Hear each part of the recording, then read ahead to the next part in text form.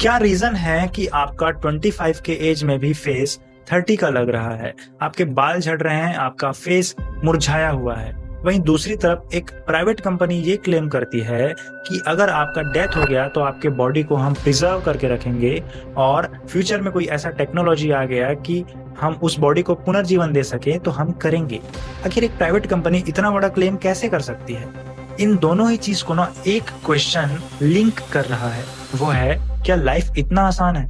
एक तरफ हमारा एज कम में भी ज्यादा लग रहा है और दूसरी तरफ हमारे डेथ के बाद भी हमें पुनर्जीवन करने का क्लेम किया जा रहा है।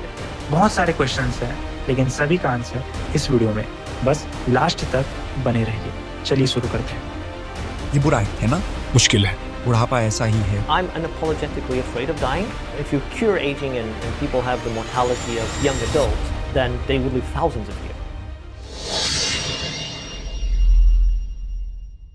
अब इन साइंटिस्ट का क्या कहना है कि आपके बॉडी को हम फ्रीज करके रखेंगे और जब कभी भी टाइम आएगा तो उस बॉडी को हम यूज करेंगे और उसमें जान डाल देंगे। लेकिन क्या यह पॉसिबल है? आपने कैप्टन अमेरिका के उस मूवी में भी देखा होगा कि कैसे वो बर्फ में फ्रोजन होने के बाद कई सालों बाद भी काफी यंग दिखता है, ऐसे मूवी में दिखाया गया है। लेकिन क्या आपको कभी ये लगा है कि क्या मूवीज सच हो सकते हैं? बिना किसी साइंटिफिक रीजन के कोई इतना बड़ा क्लेम क्यों करेगा और बिना किसी साइंटिफिक रीजन के मूवी में ये स्क्रिप्ट कैसे हो सकता है? देखो, सीधा सीधा बात है कि हमारा एज जो है ना, वो कभी भी टाइम के हिसाब से नहीं था। हमारा जो एज है वो रिएक्शंस के हिसाब से है। थोड़ा कंफ्यूजिंग लग रहा होगा, लेकिन मैं पूरा क्लियर करता हूं। देखो, ये समझो कि हमारे बॉडी में टोटल 100 रिएक्शंस होने वाले हैं लाइफ टाइम में। अब जैसे ही फर्स्ट रिएक्शन स्टार्ट हुआ तो हमने जन्म लिया, हमने रोना सीखा, हमने चीजों को ऑब्जर्व करना सीखा। जैसे ही और रिएक्शंस होते गए, टोटल 10 रिएक्शन हुए, 12 रिएक्शन हुए, तो हमारे बॉडी में कुछ हार्मोन्स डेवलप होने लगे। हमारा जो ग्रोथ है, बॉडी का ग्रोथ है, बहुत ज्यादा तेजी से होने लगा। और जैसे ही वो 16 to 18 रिएक्शंस हुए तो हमारे आवाज में चेंजेस आने लगे, हमारे बियर्ड आने लगे, हमारे मूंछ आने लगे। वहीं गर्ल्स में भी कुछ अलग तरह के डेवलपमेंट होने लगे, यहाँ तक कि गर्ल्स में स्टार्ट हो गया मेंस्ट्रुअल साइकिल। अब देखो, ये 18 रिएक्शंस हुए, उसके बाद जब आपका 25 रिएक्शंस हुआ तो आपके जो बाल है वो झड़ने लगे, आपका हार्मोनल डिस्टर्ब होने लगा, हार्मोन्स डिस्टर्ब होने लगे, आपके फेस में बहुत सारे पिंपल, जो कि 16 to 18 रिएक्शंस में स्टार्ट हो ही जाता है, वो होने लगा। और अब 25 के एज में आप फुल यंग हो। अब यहाँ पे क्या होता है, जैसे आप 30 के आसपास जाएंगे तो आपका चेहरा मुरझाने लगेगा। अगर आपके जेनेटिक्स में बाल्डनेस है तो कंप्लीट आप बाल्ड हो जाओगे, और अगर आप लड़की हो तो आपके भी बॉडी में बहुत सारे चेंजेस आने स्टार्ट हो जाएंगे। और जैसे ही आपके बॉडी में 40+ रिएक्शंस होंगे तो आपके बाल सफेद होना स्टार्ट हो जाएंगे और धीरे धीरे आपका जो फेस है वो सिकुड़ना स्टार्ट हो जाएगा। फिर क्या होता है कि आपके फेस में रिंकल्स, आपके बॉडी में रिंकल्स, कुछ प्रॉब्लम्स आना स्टार्ट हो जाएंगे। फिर 50 रिएक्शंस, 60 रिएक्शंस बढ़ते बढ़ते आपका जो बॉडी है वो लगभग बूढ़ा हो जाएगा और 100 रिएक्शंस के आसपास आपका डेथ हो जाएगा। अब अगर इसमें ध्यान से सोचे तो ये रिएक्शंस हमारे एज नहीं है क्या? हमारे एज ही है। अब ये सोचिए कि यही रिएक्शंस जो 100 रिएक्शंस हैं वो 100 ईयर्स में होना था, लेकिन अब वो सिर्फ 60 ईयर्स में हो रहा है, यानी कि हम 40 ईयर्स कम जी रहे हैं। अब आप सोचिए, क्या एजिंग और टाइम का कनेक्शन इसमें था? कभी भी नहीं था।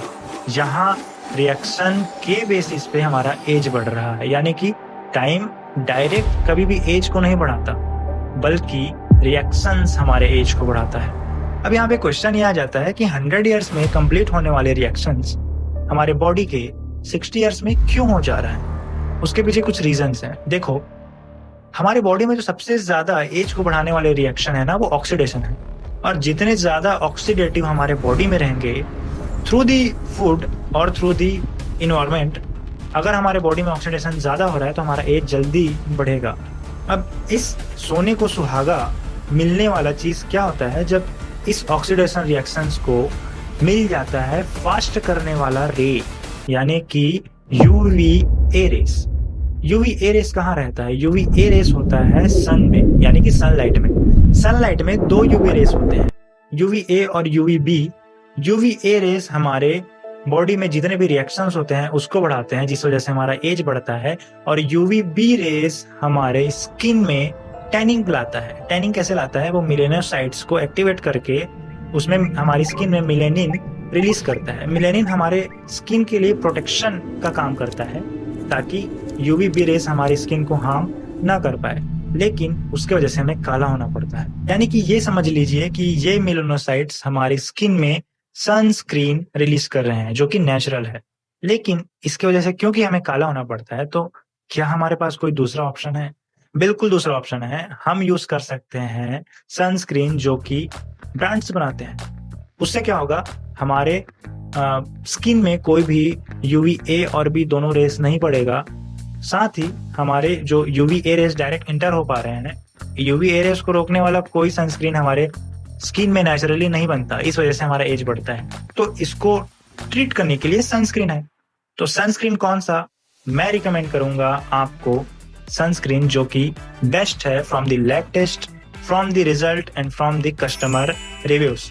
अब ये कोई स्पॉन्सर नहीं है। अगर आपको लग रहा होगा कि ये कोई स्पॉन्सर है, तो आप मेरे सब्सक्राइबर काउंट देख सकते हैं कि कितने हैं। आपको पता चल जाएगा कि मुझे स्पॉन्सरशिप मिल सकता है कि नहीं। बाकी ये सनस्क्रीन है डर्माकोका 1% hyaluronic एसिड वाला। ये सनस्क्रीन है जो कि एक इंडिपेंडेंट लैब टेस्ट हुआ है और कुछ ऑफिशियल बड़े लैब टेस्ट हुए हैं। मैं रिपोर्ट डाल दूंगा। उसमें पता चला है कि जितने भी नामी सनस्क्रीन बनाने वाली कंपनीज हैं, उनका सनस्क्रीन फेल हो गया है। जो SPF 50 दिखा रहे हैं, वो अब SPF 15 और SPF 20 के अराउंड क्वालिटी दे रहे हैं। वहीं इस सनस्क्रीन का SPF 50 है, उसके बाद भी SPF 74 के अराउंड ये अपना प्रोटेक्शन प्रोवाइड कर रहा है। SPF 50 मतलब ये 98% यूवी बी रेस को रोकेगा और आपको काला होने से रोक देगा। उसके बाद इसमें PA4+ है, जो कि यूवी ए रे को रोकता है, जिसकी वजह से आपके बॉडी में जितने भी केमिकल रिएक्शन है वो धीरे हो जाएंगे। यानी कि जितने फास्ट वो यूवी ए रेस की वजह से हो रहे थे, वो अब नहीं होंगे। अब एक फैक्टर और बताता हूँ, जितने भी लाइट्स होते हैं ना, सिर्फ सनलाइट का बात नहीं है, जितने भी लाइट्स होते हैं, आपका फोन का स्क्रीन भी है, क्योंकि फोन की स्क्रीन के सामने आप सबसे ज्यादा रहते हैं, यही रीजन है सबसे ज्यादा, तो उससे भी प्रोटेक्ट करेगा। तो बहुत अच्छा है ये वाला प्रोडक्ट, और मैं इसका लिंक नीचे डिस्क्रिप्शन में डाल दिया हूँ, आप जाके परचेस कर सकते हैं। इसका रिजल्ट बहुत अच्छा है। मैंने काफी रिसर्च करके पिछले साल इसको परचेस किया था और यूज किया, और मुझे रिजल्ट बहुत अच्छा मिला। पहले डलनेस का प्रॉब्लम बहुत रहता था मुझे, अब बिल्कुल नहीं है। और क्योंकि ये जेल बेस्ड है, इस वजह से काफी लाइट वेट है, और 1% hyaluronic एसिड की वजह से हाइड्रेशन इनफ होता है। 10,000 टाइम्स ये ज्यादा वाटर को कंटेन करके रखता है आपके फेस में, तो ड्राई स्किन के लिए सबसे बेस्ट है। और ऑयली स्किन मेरा जो कि है, मेरे लिए भी काफी बेहतर है, क्योंकि ये लाइट वेट है, जेल बेस्ड है। इसमें कोई भी पैराबेन का यूज नहीं किया गया है, कोई भी प्रिजर्वेटिव का यूज नहीं किया गया है, जो कि हार्मफुल होते हैं, और इसमें वाइट कास्ट भी नहीं होते। तो बहुत सारे रीजन है इसको सिलेक्ट करने के लिए। यहाँ तक कि कलर और फ्रेग्रेंस के लिए भी कोई अलग से केमिकल यूज नहीं किया गया है। अब चलते हैं वापस वीडियो में। अब आप सबको लगभग थोड़ा थोड़ा क्लियर हो ही गया होगा कि क्यों फ्रीज करके हम किसी का एज रोक सकते हैं। देखो, हमारे बॉडी में जितने भी रिएक्शंस होते हैं ना, उसके लिए एक ना रिक्वायर्ड टेम्परेचर, रिक्वायर्ड रेस होते हैं। अगर वो नहीं है तो केमिकल रिएक्शन नहीं होगा। और इसी वजह से केमिकल रिएक्शन ना होकर के जो कैप्टन अमेरिका यंग दिखता है, यही रीजन है। इस वजह से उसको इस फिल्म में यूज किया गया है। ये कोई फिक्शनल बस नहीं है, ये पॉसिबल हो सकता है। साथ ही में जितने भी साइंटिस्ट हैं, उन्होंने क्लेम किया है कि हम आपका बर्थ फिर से कराएंगे। और एक चीज और बताऊं, आपने रेफ्रिजरेटर यूज किया है? रेफ्रिजरेटर में हम सब्जियां क्यों रखते हैं, कोई भी चीज क्यों रखते हैं? ताकि वो खराब ना हो। इसी वजह से हम रेफ्रिजरेटर यूज करते हैं, जो कि लगभग 8 दिन तक हमें सेफ्टी प्रोवाइड कर देता है। उसके लो टेम्परेचर की वजह से केमिकल रिएक्शन जल्दी नहीं होते, और कोई भी UVA टाइप रेस उसमें नहीं बढ़ता। इस वजह से भी केमिकल रिएक्शन जल्दी नहीं होता, और उनका एज भी नहीं बढ़ता। ये कितना साधारण सा एग्जांपल है जो हमारे डेली लाइफ में यूज होता है ना। और यहाँ तक कि आपने ये भी ट्राई किया होगा कि आपने स्प्राउट्स को भिगा के धूप में रखा होगा, तो धूप में रखने से उसके जो ब्रांचेस हैं, उसके जो बोल सकते हैं कि तने हैं वो जल्दी निकलते हैं, जो ग्रीन ग्रीन होते हैं, वाइट वाइट होते हैं। वो क्यों होता है? क्योंकि केमिकल रिएक्शन फास्ट हो गया। केमिकल रिएक्शन फास्ट होने की वजह से वो जल्दी निकल गया। देखो, हमारा एक प्रॉब्लम तो सॉल्व हो गया कि हमारे फेस का जो केमिकल रिएक्शन है वो स्लो हो गया पहले से, और टैनिंग भी नहीं हो रहा थैंक्स टू सनस्क्रीन। लेकिन ऑक्सीडेशन क्या क्या करें? ऑक्सीडेशन तो हमारे बॉडी में हो ही रहा है, तो वो तो एज को बढ़ाएगा ही। स्किन से एज ना दिखे लेकिन बॉडी एक दिन जल्दी खत्म हो जाएगा। तो इसका आंसर है आपको एंटीऑक्सीडेंट्स लेना पड़ेगा। देखो, सबसे पहली बात, हमारा जो डाइट है ना वो इतना खराब हो चुका है आज के डेट में।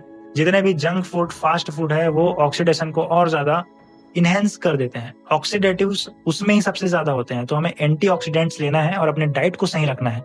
जितने हो सके हमें एकदम लाइट फूड खाना है, क्योंकि लाइट फूड हमारा लाइफ का शुरू से हिस्सा था। हमें क्या खाना है?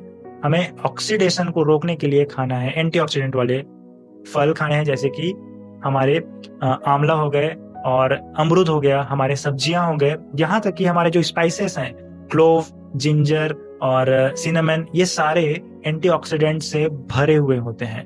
तो हम बोल सकते हैं कि एंटीऑक्सीडेंट से घिरे हुए हैं। हाँ, एंटीऑक्सीडेंट्स उसमें भी सबसे ज्यादा होता है वो जामुन, जिसे हम जो अपने सीजन में आता है, लेकिन जब तक आए आप बिल्कुल यूज करें, जिससे यूज करके आप अपने एज को कम कर सकते हैं, आप टैनिंग को कम कर सकते हैं और आप एजेड भी नहीं दिखेंगे। और हाँ, उन डेड बॉडीज को फिर से अलाइव करने वाले टेक्नोलॉजी कब आती है, बिल्कुल देखते हैं। तो ऐसे इंफॉर्मेटिव और जेन्युइन वीडियो के लिए आप मुझको सब्सक्राइब कर सकते हैं और लाइक करें और उनसे शेयर कीजिए जिनके लिए हेल्पफुल हो सकता है।